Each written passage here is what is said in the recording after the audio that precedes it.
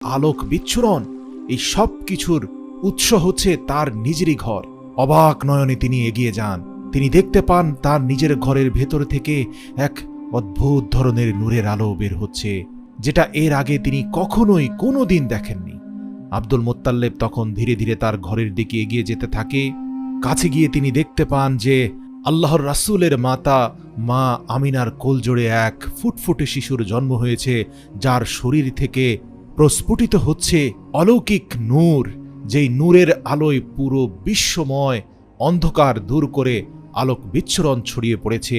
এই অন্ধকার রাতে দিনের থেকে উজ্জ্বল নূর চারপাশে ছড়িয়ে পড়েছে। সুবহানাল্লাহ! এটা দেখে আব্দুল মুত্তাল্লিবের চোখ দিয়ে পানি চলে আসে। মূলত গত কয়েক মাস ধরে তিনি সব অলৌকিক ঘটনা একের পর এক দেখতে পাচ্ছিলেন।